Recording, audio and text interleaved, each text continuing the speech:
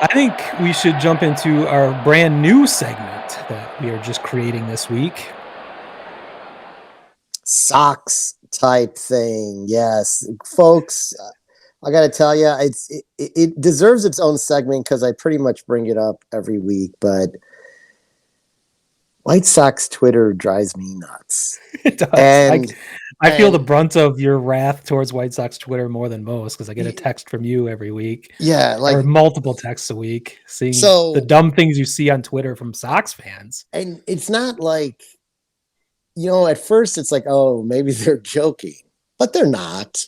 They're real tweets, and then people reply and agree and pile on. And this is the one. This is the one that's. There's always a moment that when we add a new segment, something occurs, and it's finally the moment where this has to become its own segment because there's enough material for it to be pretty much weekly.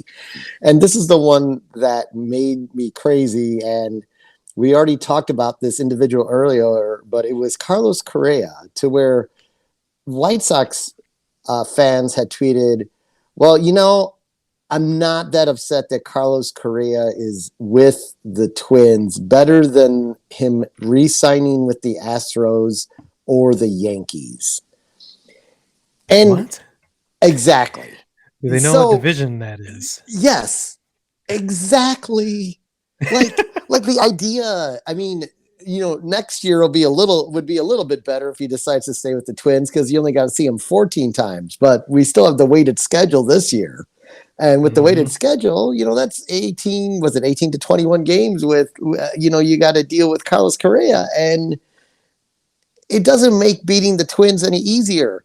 And I ask you, White Sox Twitter Nation, do you understand you have to win the division first, or at least have enough wins within that division to make the playoffs? Yes. You're somehow thinking, oh, well, our path to going to the World Series is easier because we don't have to deal with Carlos Correa on the Astros or Carlos Correa on the Yankees, which I don't know why anyone's jumping to the conclusion that the Yankees are going to make the playoffs, because I don't see that as a... Well, no one should jump to any conclusion that anyone's making the playoffs. Right, true. So, but like the whole idea... That is clearly what they're doing. The whole idea that Carlos Correa going to the Twins makes the White Sox life easier is just about the dumbest thing I've ever heard. That's pretty bad. Yeah. You've sent me some doozies, but that might be the most illogic I've heard out of White Sox Nation, who are supposed to be the educated fans, baseball fans in the city of Chicago. I have told you that narrative is incorrect. I've always agreed, and that's kind of why I started this blog, actually, to prove that point. But I'd like to hear your reasoning now. Yeah, I mean, it's just like very clear that both sides of town have a bunch of ignorant assholes as their fan base. So I think social media has exposed that. I think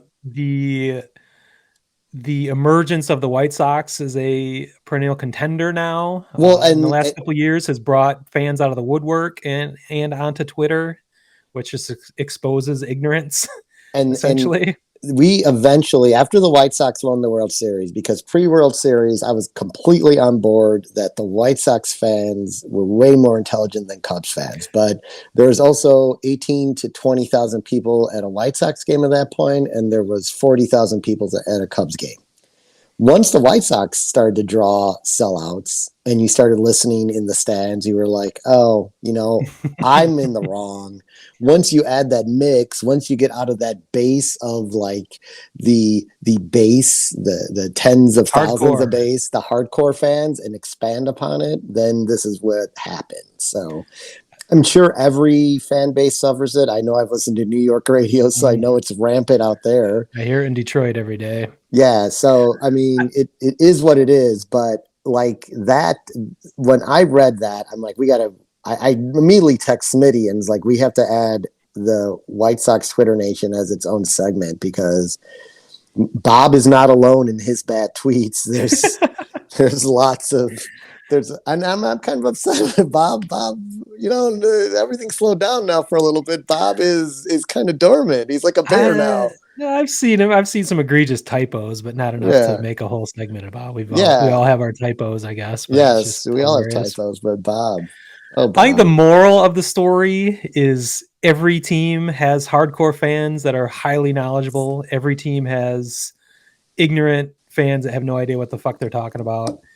And Twitter is a cesspool full of ignorant fools, essentially. Yes. So I Yeah. think So, if we can continue this segment going forward, that'll be our underlying theme, is that not all White Sox fans are idiots. Not all Cubs fans are idiots. Not all anyone's fans are idiots, but Twitter seems to bring out the worst in all of us. So yeah. congratulations. Yeah. I mean, it's one thing to tweet that. It's another thing to have 100 people agree with you. And that's where my stomach begins to turn. That's where you need to So, shut off the social media at some point. but Or start a segment on your podcast yes. called Sox Type Thing and vent about it. Yes, I love exactly. it. And you see what What? we did there, folks. In Twitter, you type, so it's a Sox type thing. Just in case any of you Twitter Sox fans are listening right now, I thought I'd break it down for you. Yeah, it's gonna go right over their heads, but Yeah, maybe one day. maybe one day. We will not be appreciated until long after we're dead.